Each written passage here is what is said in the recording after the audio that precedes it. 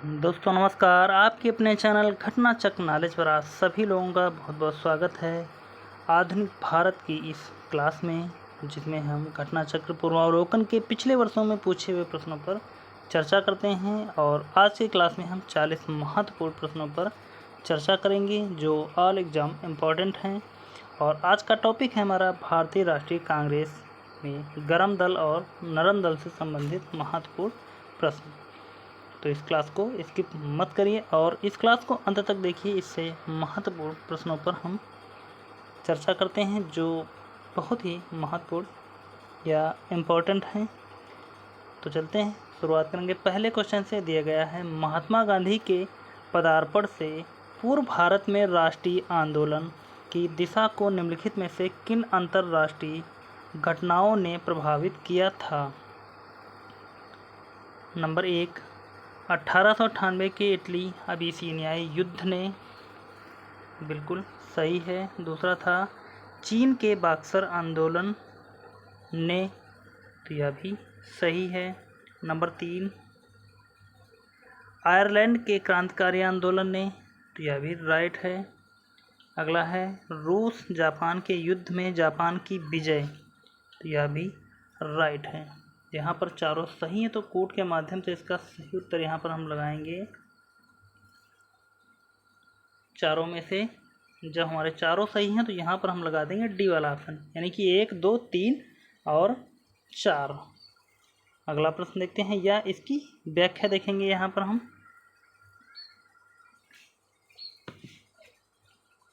दिया गया है, भारत में राष्ट्रीय आंदोलन की दिशा को महात्मा गांधी के पदार्पण के पूर्व इटली अबिसिनियाई युद्ध, जिसमें इटली की औपनिवेशिक शक्ति पराजित हुई थी, 1899 से 1901 के दौरान चीन में साम्राज्यवादियों के विरुद्ध चलाए गए बक्सर आंदोलन तथा रूस पर जापान की विजय, इन सब ने प्रभावित किया। किंतु इनमें वर्ष 1905 को जापान की रूस पर विजय का सर्वाधिक प्रभाव पड़ा। जापान ने वर्ष 1905 में ज़ारशाही रूस को हराकर स्वयं को सैनिक दृष्टि से एक शक्तिशाली यूरोपीय देश से श्रेष्ठ सिद्ध कर दिया था। इससे इस मिथ्या भ्रम का निवारण हो गया कि गोरी जात के लोग अजेय हैं। अगला प्रश्न है, कांग्रेस के नरम दल के नेताओं की आंदोलन की पद्धति थी। ए, असहयोग, बी, राजा वामपंथ बंध आंदोलन, सी, अनुकूल प्रविघटन, डी, अविधेयक। चारों ऑप्शनों में से इसका राइट आंसर यहाँ पर देखें तो हो जाएगा बी, राज वाम बंध आंदोलन। आगे बढ़ते हैं। अगला प्रश्न या इसकी व्याख्या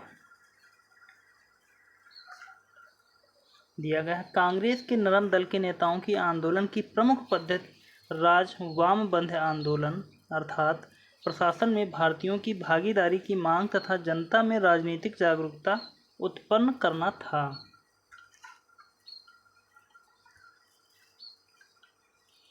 अगला प्रश्न है, निम्नलिखित में से किस आंदोलन के कारण भारतीय राष्ट्रीय कांग्रेस का विभाजन हुआ जिसके परिणामस्वरूप नरम दल और गर्म दल का उद्भव हुआ। ए, स्वदेशी आंदोलन, बी, भारत छोड़ो आंदोलन, सी, असहयोग आंदोलन, डी, सविनय अवज्ञा आंदोलन। चारों ऑप्शनों में से इसका राइट आंसर यहाँ पर देखें तो हो जाएगा हमारा ए, स्वदेशी आंदोलन। व्याख्या इसकी, स्वदेशी आंदोलन तथा विदेशी वस्तुओं के बहिष्कार के बंगाल से बाहर प्रसार को लेकर कांग्रेस के उग्रपंथी तथा नरमपंथी धड़ों के मध्य मतभेद व्याप्त था। गर्मपंथी आंदोलनकारी स्वदेशी और बहिष्कार आंदोलन को बंगाल तक ही सीमित न रखकर उसे देश के अन्य हिस्सों तक पहुंचाना चाहते थे। वे केवल विदेशी माल के बहिष्कार से ही संतुष्ट नहीं थे बल्कि वे चाहते थे कि अंग्रेजी हुकूमत को किसी भी तरह का सहयोग न दिया जाए। अगला प्रश्न है, अधिकतर नरमपंथी नेता थे।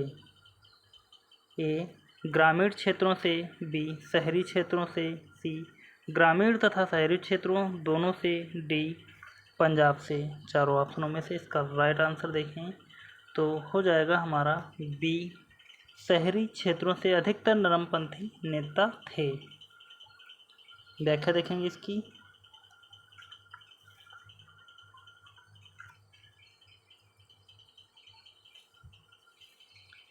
दिया गया है, उदारवादी राजनीतिक या राजनीतिक भिक्षावृत्ति के युग में अधिकांश नरमपंथी नेता यथा दादा भाई नौरोजी, फिरोज शाह मेहता, दिनसा वाचा, व्योमेश चंद्र बनर्जी और सुरेंद्र नाथ बनर्जी आदि शहरी क्षेत्रों से संबंध थे।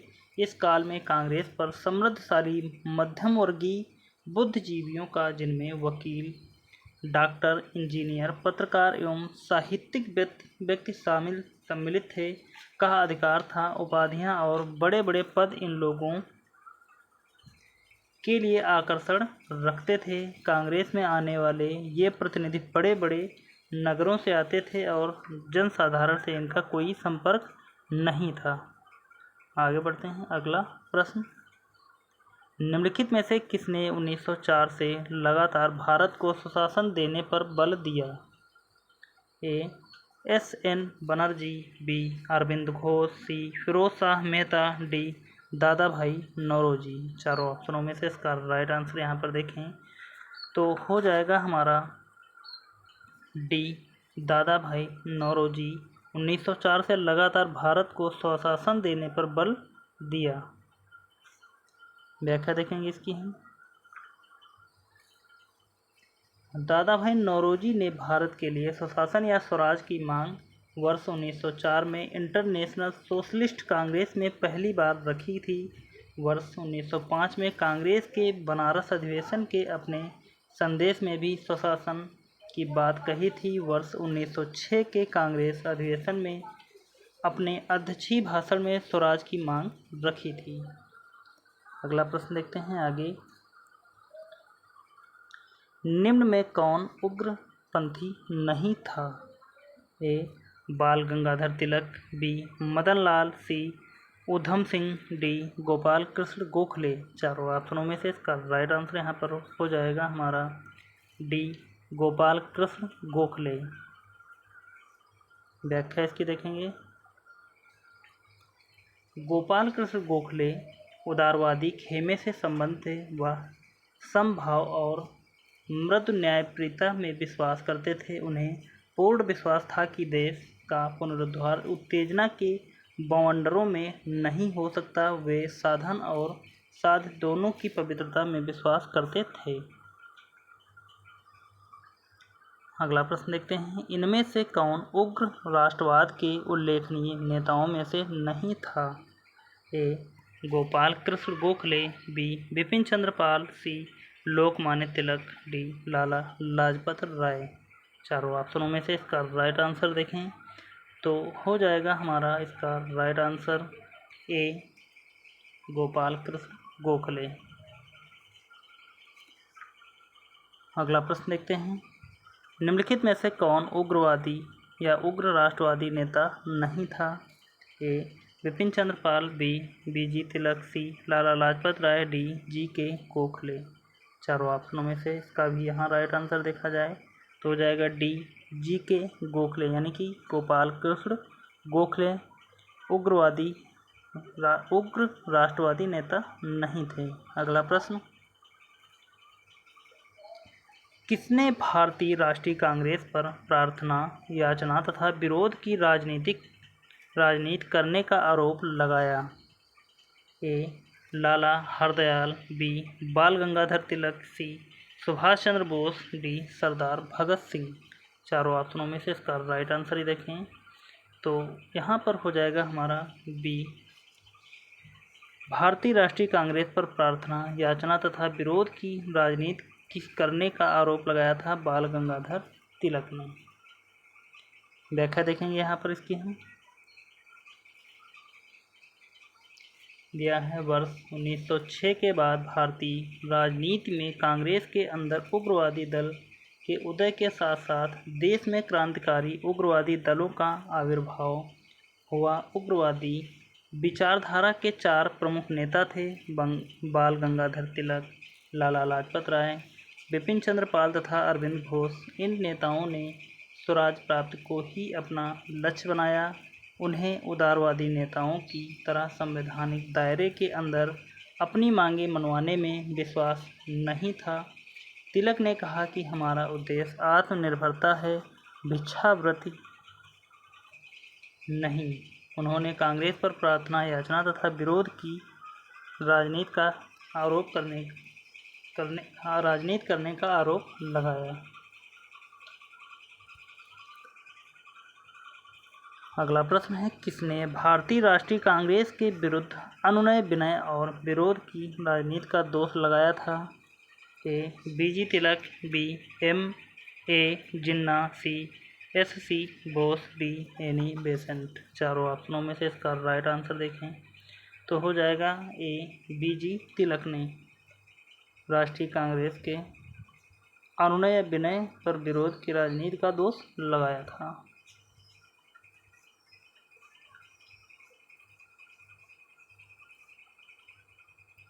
आगे बढ़ेंगे अगले प्रश्न की तरफ। अगला प्रश्न है, कांग्रेस की प्रार्थना और याचना की नीति का अंततोगत्वा समाप्त हो गई। ए. अरविंद घोष के नेतृत्व में, बी. बाल गंगाधर तिलक के नेतृत्व में, सी. लाला लाजपत राय के नेतृत्व में, डी. महात्मा गांधी के नेतृत्व में। चारों ऑप्शनों में से इसका राइट आंसर देखें तो हो जाएगा बी. बाल गंगाधर तिलक के नेतृत्व में। व्याख्या देखेंगे यहाँ पर इसकी हम। कांग्रेस नेतृत्व की आवेदन निवेदन नीति की असफलता ने देश के अंदर और खुद कांग्रेस के अंदर असंतोष पैदा किया। ब्रिटिश सरकार द्वारा लगातार कांग्रेस के प्रति अपनाई जाने वाली उपेक्षापूर्ण नीति ने कांग्रेस के युवा नेताओं जैसे बाल गंगाधर तिलक, लाला लाजपत राय एवं बिपिन चंद्र पाल को अंदर से आंदोलित किया। इन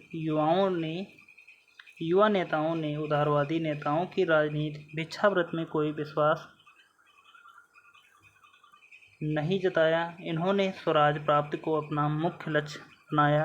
बाल गंगाधर तिलक इस विचारधारा के अग्रदूत थे। उनके नेतृत्व में कांग्रेस की प्रार्थना और याचना की नीति समाप्त हो गई। अगला प्रश्न दिया गया है, भारतीय राष्ट्रीय कांग्रेस को किसने भीख मांगने वाली संस्था यानी कि बेगिंग इंस्टीट्यूट कहा था? ए. B.C. पाल ने, बी. तिलक ने, सी. अरविंद घोष ने, डी. इनमें से कोई नहीं। चारों ऑप्शनों में से इसका राइट आंसर देखें तो भीख मांगने वाली संस्था बीजी तिलक ने कहा था, यानी कि बाल गंगाधर तिलक ने कहा था भारतीय राष्ट्रीय कांग्रेस को। अगला प्रश्न दिया गया है, भारतीय राष्ट्रीय आंदोलन गर्मपंथियों के प्रभावाधीन आया। ए. 1906 के बाद, बी. 1909 के बाद, सी. 1914 के बाद, डी. 1919 के बाद। चारों ऑप्शनों में से इसका राइट आंसर देखें तो होगा इसका सही उत्तर ए. 1906 के बाद। व्याख्या देखेंगे इसकी। वर्ष 1906 के बाद भारतीय राजनीति में कांग्रेस के भीतर गरम दल का प्रभाव बढ़ा। गरम दल का नेतृत्व प्रमुख कांग्रेसी नेताओं बाल गंगाधर तिलक, लाला लाजपत राय, बिपिन चंद्र पाल तथा अरविंद घोष ने मिलकर किया। इन नेताओं ने स्वराज को अपनाने या अपना लक्ष्य बनाया। तिलक ने नारा दिया, स्वराज मेरा जन्मसिद्ध अधिकार है और मैं इसे लेकर रहूँगा। अगला प्रश्न दिया गया है, निम्नलिखित में से कौन सा नेता कांग्रेस के गरम दल से संबंधित था? ए. अरविंद घोष, बी. दादा भाई नौरोजी, सी. G.K. Gokhale, D. S.N. Banerjee. चारों ऑप्शनों में से इसका राइट आंसर देखें तो होगा इसका right answer A. Aurobindo Ghosh Congress के गरम दल के नेता थे।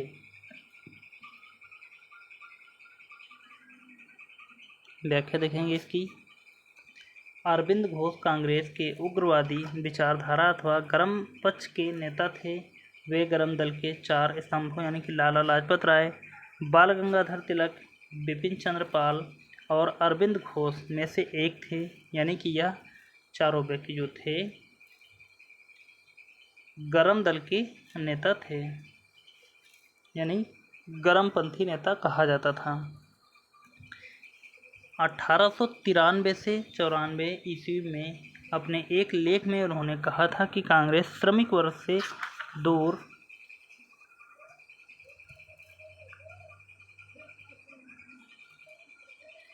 है, राष्ट्रवादी और पूर्णतया असफल रही तथा इसकी शासकों के अप्रसन्न होने के भय से स्पष्ट न कहने की नीति को उन्होंने कायरता की संज्ञा दी। उनके अनुसार कांग्रेस क्षय रोग से मरने वाली वर्ष 1908 में पुलिस द्वारा मणिक तल्ला उद्यान में छापा मारकर जिन 34 लोगों को गिरफ्तार किया गया उनमें अरविंद घोष भी थे। सभी के ऊपर अलीपुर षड्यंत्र मामले के अंतर्गत मुकदमा चला। अरविंद घोष को 1 वर्ष की सजा हुई, किंतु बाद में साक्ष्य के अभाव में उन्हें छोड़ दिया गया। कालांतर में वे क्रांतिकारी क्रियाकलापों से अलग होकर सन्यासी बन गए तथा पांडिचेरी चले गए। अगला प्रश्न देखते हैं, निम्नलिखित में से कौन एक उग्रवादी था? ए. फिरोज शाह मेहता, बी. गोपाल कृष्ण गोखले, सी. बिपिन चंद्र पाल, डी.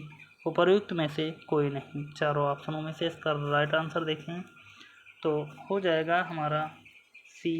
बिपिन चंद्र पाल उग्रवादी नेता थे। बाकी फिरोज शाह मेहता और गोपाल कृष्ण गोखले नरम दल के नेता थे। आगे बढ़ते हैं। अगला प्रश्न, राष्ट्रीय आंदोलन में निम्न में से किसको नरम दली के तौर पर नहीं जाना जाता था? ए. बाल गंगाधर तिलक, बी. दादा भाई नौरोजी, सी.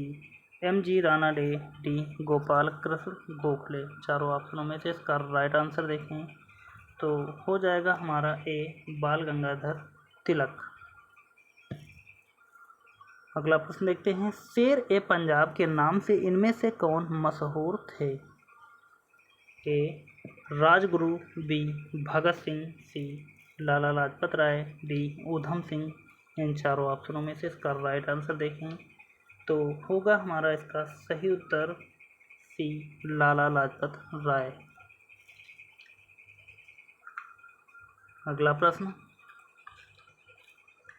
निम्नलिखित में से कौन भारतीय राष्ट्रीय कांग्रेस में उदारवादियों से जुड़ा नहीं था?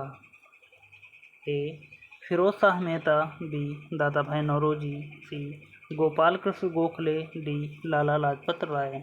चारों ऑप्शनों में से इसका राइट आंसर देखा जाए तो हो जाएगा इसका सही उत्तर डी. लाला लाजपत राय।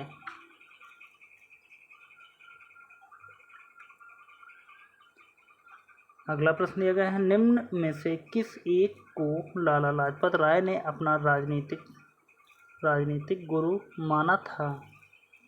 ए. गैरीबाल्डी को, बी. विवेकानंद को, सी. दादा भाई नौरोजी को, डी. मैजनी को। चारों ऑप्शनों में से इसका राइट आंसर देखें तो होगा इसका सही उत्तर डी. मैजनी को लाला लाजपत राय ने अपना राजनीतिक गुरु माना था। अगला प्रश्न, उन्होंने मैजनी यानी कि गैरीबाल्डी, शिवाजी तथा श्री कृष्ण की जीवनी लिखी। वे अमेरिका में कुछ समय के लिए रहे तथा वे केंद्रीय सभा के सदस्य भी निर्वाचित हुए थे। वे थे कौन थे? ए. अरविंद घोष, बी. बिपिन चंद्र पाल, सी. लाला लाजपत राय, डी. मोतीलाल नेहरू। तो जिन्होंने इन बुकों को लिखा था या पढ़ा था, बुकें जो लिखी थी वह कौन थे? तो इसका राइट आंसर हो जाएगा सी. लाला लाजपत राय ने उन्होंने मैजनी, गैरीबाल्डी, शिवाजी तथा श्री कृष्ण की जीवनी लिखी। व्याख्या देखेंगे इसकी हम। पंजाब केसरी के नाम से प्रसिद्ध भारतीय स्वतंत्रता सेनानी लाला लाजपत राय वर्ष 1907 में 6 माह के निर्वासन के दौरान कुछ समय के लिए अमेरिका में रहे और प्रथम विश्व युद्ध के दौरान वापस लौटे।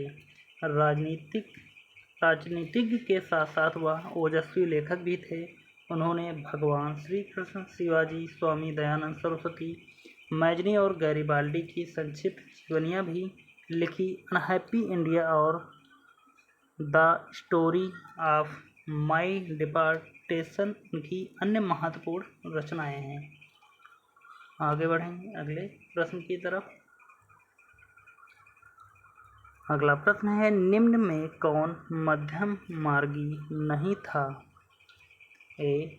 गोपाल कृष्ण गोखले, बी. बाल गंगाधर तिलक, सी. A.O. Hume, D. Madan Mohan Malviya. चारों ऑप्शनों में से इसका राइट आंसर यहाँ पर हो जाएगा हमारा बी. बाल गंगाधर तिलक मध्यम मार्गी नहीं थे। निम्नलिखित नेताओं में से कौन एक स्वदेशी के समर्थक थे? ए. अरविंद घोष, बी. फिरोज शाह मेहता, सी.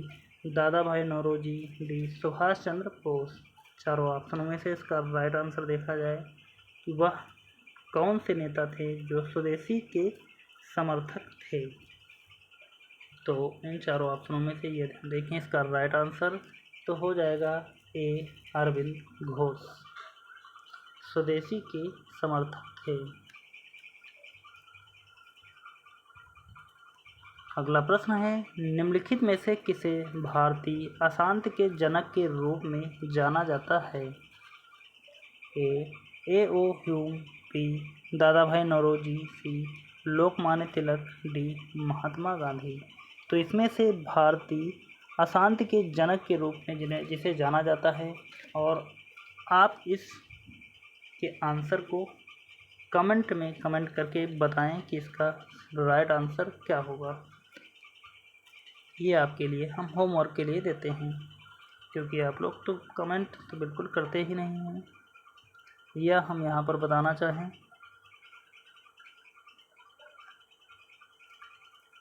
क्योंकि यह महत्वपूर्ण व्याख्या है तो हम इसको आपको ज़रूर बताएंगे। दिया गया है, तिलक सेवा और बलिदान में विश्वास करते थे और उनमें सरकार की सत्ता को चुनौती देने का साहस था।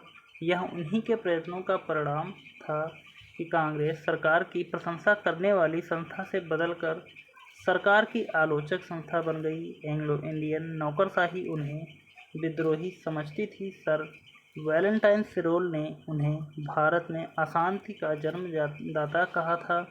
तिलक सिरोल पर मानहानि का मुकदमा चलाने के उद्देश्य से इंग्लैंड गए थे। यद्यपि वे मुकदमा हार गए, किंतु इसका उचित प्रभाव हुआ।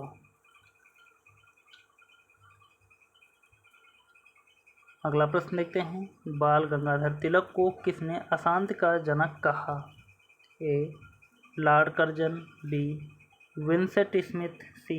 Valentine Chirol, D. Henry Cotton. चारों ऑप्शनों में से इसका राइट आंसर यहाँ पर देखें तो हो जाएगा हमारा वैलेंटाइन सिरोल ने बाल गंगाधर तिलक को अशांति का जनक कहा था। अगला प्रश्न, किसने कहा था कि तिलक भारतीय अशांति के जनक हैं? A. V Chirol, B. Louis Fischer, C. Webb Miller, D. Lord Reading. चारों ऑप्शनों में से इसका राइट आंसर देखें तो हो जाएंगे ए. वी सिरोल, यानी कि वैलेंटाइन सिरोल ने तिलक को भारतीय अशांति का जनक कहा। अगला प्रश्न यहाँ पर देखें, निम्नलिखित में से किसे भारतीय अशांति का जनक कहा गया है? ए. बीजी तिलक को, बी. जी.के. गोखले को, सी. सुभाष चंद्र बोस को, डी. महात्मा गांधी को। चारों ऑप्शनों में से इसका राइट आंसर देखें तो हो जाएगा ए. बीजी तिलक को भारतीय अशांति का जनक कहा गया है वैलेंटाइन सिरोल के द्वारा। अगला प्रश्न है, बीजी तिलक को सजा के पश्चात निम्नलिखित में से किसने दया की वकालत की थी और कहा था? क्या कहा था? संस्कृत के एक विद्वान के रूप में तिलक में मेरी दिलचस्पी है। किसने कहा? A Rabindranath Tagore, B Max Muller. दो ही ऑप्शन यहाँ पर दिए गए हैं, दोनों में से इसका राइट आंसर देखें तो हो जाएगा बी मैक्स मूलर। आगे बढ़ेंगे, अगला प्रश्न देखते हैं। बाल गंगाधर तिलक लोकमान्य तिलक के नाम से जाना जाने लगे जब ए वे लोकप्रिय शिक्षक बने, बी उन्होंने एक लोकप्रिय अखबार शुरू किया, सी सरकार ने उन्हें रैंड मर्डर केस में अभियुक्त बनाया, डी उन्होंने शिवाजी और गणपति उत्सव शुरू किया, डी उपरोक्त में से कोई नहीं या उपरोक्त में से एक से अधिक। तो इसका राइट आंसर यहाँ पर देखें तो होगा हमारा उपरोक्त में से कोई नहीं या उपरोक्त में से एक से अधिक। व्याख्या देख लेंगे इसकी हम।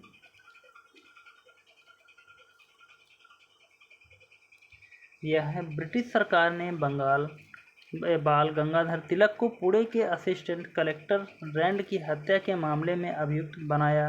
तिलक को दोषी पाया गया और उन्हें 18 माह के कठोर कारावास की सज़ा सुनाई गई। जब वे जेल से बाहर आए तो वे एक राष्ट्रीय नायक के हीरो के रूप में उभरे। इस तरह किसी एक घटना नहीं बल्कि अनेक राष्ट्रवादी कार्यों के बाद तिलक को लोकमान्य की उपाधि दी गई थी। अगला प्रश्न देखते हैं। 1908 में 6 वर्ष के कारावास की सजा स्वतंत्रता संग्राम के किस उग्रवादी नेता को दी गई थी? ए बिपिन चंद्र पाल को, बी बाल गंगाधर तिलक को, सी लाला लाजपत राय, बी अरविंद घोष। चारों ऑप्शनों में से इसका राइट आंसर देखें तो इसका राइट आंसर हो जाएगा बी बाल गंगाधर तिलक। अगला प्रश्न देखते हैं। 1908 में बाल गंगाधर तिलक को जेल हुई। ए 5 वर्ष की, बी 6 वर्ष की, सी 7 वर्ष की, डी 8 वर्ष की। चारों ऑप्शनों में से इसका राइट आंसर देखें तो होगा इसका राइट आंसर बी 6 वर्ष की 1908 में बाल गंगाधर तिलक को जेल हुई थी। अगला प्रश्न यह है, भारतीय मुसलमान सामान्य रूप से उग्रवादी आंदोलन की ओर आकर्षित नहीं हुए, इसका कारण था? ए उन पर सर सैयद अहमद खां का प्रभाव, बी उग्रवादी नेताओं का मुस्लिम विरोधी दृष्टिकोण, सी मुस्लिम आकांक्षाओं के प्रति उदासीनता का भाव, डी उग्रवादियों की हिंदू अतीत का राग अलापने की नीति। चार ऑप्शनों में से इसका राइट आंसर बताना है। यहाँ पर 32वें क्वेश्चन का राइट आंसर हो जाएगा डी उग्रवादियों की हिंदू अतीत का राग अलापने की नीति। व्याख्या देख लेंगे इसकी हम एक बार। भारतीय मुसलमान सामान्य रूप से उग्रवादी आंदोलन की ओर आकर्षित नहीं हुए क्योंकि उग्रवादी नेता हिंदू अतीत को वापस लाने की बात करते थे। अरविंद घोष ने कहा, स्वतंत्रता हमारे जीवन का उद्देश्य है और हिंदू धर्म ही हमारे इस उद्देश्य की पूर्ति करेगा। राष्ट्रीयता एक धर्म है और वह ईश्वर की देन है। आगे बढ़ते हैं, अगला प्रश्न देखते हैं यहाँ पर। कथन ए बाल गंगाधर तिलक सांप्रदायिकवादी थे। कारण कह रहा है, उन्होंने धर्म का राजनीतिक अस्त्र के रूप में प्रयोग किया। तो कथन और कारण दिए गए हैं और इसमें से इसका राइट आंसर ये यहाँ पर देखें अगर कि बाल गंगाधर तिलक सांप्रदायिकतावादी थे तो बिल्कुल गलत है। सांप्रदायिकतावादी नहीं थे, यानी कि जब पहला गलत है तो ए और दोनों सही हैं, गलत हो जाएगा। ए तथा आर दोनों सही, यह भी गलत होगा। पहला गलत है तो क्या कह रहा है, ए सही परंतु आर गलत है, तो यहाँ पर ये भी गलत हो जाएगा, यानी कि ए गलत है परंतु आर सही है। दूसरा वाला यहाँ पर सही है कारण, तो यहाँ पर डी वाला ऑप्शन निकल कर आएगा, ए गलत है परंतु आर सही है। व्याख्या देखेंगे इसकी हम। दिया गया है प्रश्नगत कथन कारण, और कारण में ए गलत है किंतु आर सही है। तिलक सांप्रदायिकतावादी नहीं थे, वे प्रथम राष्ट्रवादी नेता थे जिन्होंने जनता से निकट का संबंध स्थापित करने का प्रयत्न किया और इस दृष्टि से वे महात्मा गांधी के अग्रगामी थे। इस उद्देश्य से उन्होंने अखाड़े, लाठी, क्लब, गो हत्या विरोधी सभाएं स्थापित की। उन्होंने महाराष्ट्र में शिवाजी महोत्सव, गणपत पर्व आरंभ किए ताकि जनता में राष्ट्र सेवा की भावना जागे। इस प्रकार उन्होंने धर्म का राजनीतिक अस्त्र के रूप में तो प्रयोग किया, परंतु इसका उद्देश्य सांप्रदायिकतावादी नहीं बल्कि जन जागरण था। अगला प्रश्न देखते हैं।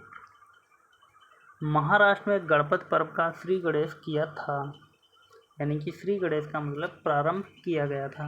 ए बीजी तिलक द्वारा, बी एमजी रानाडे द्वारा, सी बिपिन चंद्र पाल ने, डी अरविंद घोष ने। चारों ऑप्शनों में से इसका राइट आंसर बताना है कि महाराष्ट्र में गणपत पर्व का श्री गणेश किसने किया था। तो इसका राइट आंसर होगा ए बीजी तिलक ने। आगे बढ़ते हैं, अगला प्रश्न देखते हैं। निम्नलिखित में से किसने महाराष्ट्र के गणपति उत्सव का ऐसा कायाकल्प किया कि वह एक राष्ट्रीय उत्सव हो गया और उसका स्वरूप राजनीतिक हो गया। ए रामदास, बी शिवाजी, सी महादेव गोविंद रानाडे, डी बाल गंगाधर तिलक। तो इसका राइट आंसर हो जाएगा डी बाल गंगाधर तिलक ने।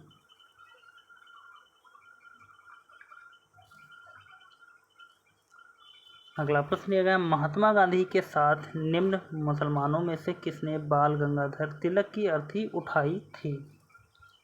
ए शौकत अली ने, बी मोहम्मद अली ने, सी मौलाना ए के आज़ाद, डी एम के अंसारी ने। चारों ऑप्शनों में से इसका राइट आंसर देखें तो हो जाएगा हमारा इसका राइट आंसर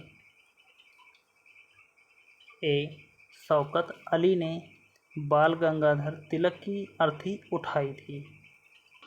तो यहाँ पर आज के जितने भी गर्म दल तथा नरम दल से संबंधित महत्वपूर्ण प्रश्न पूछे गए हैं घटना चक्र पूर्वावलोकन द्वारा, उन सभी पर हमने चर्चा की।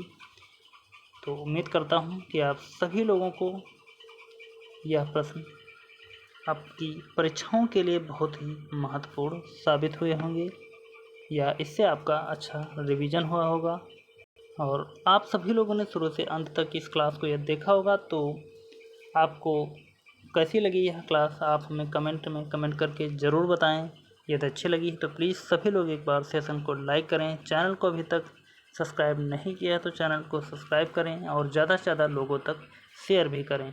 और अभी तक यदि पिछली क्लासों को आपने नहीं देखा है तो इन सभी की प्लेलिस्ट बना दी गई है, वहाँ से आप इन सभी को एक साथ में देखकर अपनी तैयारी को मजबूत कर सकते हैं। इसके अतिरिक्त पॉलिटी की प्लेलिस्ट बनी हुई है, यूपी स्पेशल की प्लेलिस्ट बनी हुई है, हिंदी की चल रही उसकी भी प्लेलिस्ट बनी हुई है, मॉडर्न हिस्ट्री की या क्लास है उसके अतिरिक्त जो एसेंट हिस्ट्री और मेडिवल हिस्ट्री की जो क्लासें वह भी प्लेलिस्ट के माध्यम से आपको मिल जाएंगी। और रेलवे ग्रुप डी या एनटीपीसी आरआरबी के लिए जो हमने साइंस स्टार्ट की थी उन तीनों के पार्ट यानी कि भौतिक विज्ञान, रसायन विज्ञान और जीव विज्ञान के भी तीनों जो हैं उन सभी की प्लेलिस्ट बनी हुई है। आप चैनल पर जाकर सभी को पढ़कर एंजॉय कर सकते हैं और अपनी तैयारी को अच्छे से अच्छे ढंग से मजबूत कर सकते हैं। और आप लोग किस किस एग्ज़ाम की तैयारी कर रहे हैं आप हमें कमेंट करके ज़रूर बताएं। तो चलते हैं, मिलेंगे अगली क्लास में, तब तक के लिए धन्यवाद। जय हिंद, आपका समय शुभ हो। और आपके लिए बहुत बहुत अपनी तरफ से मैं धन्यवाद देता हूँ इस क्लास को देखने के लिए या आपका सपोर्ट करने के लिए।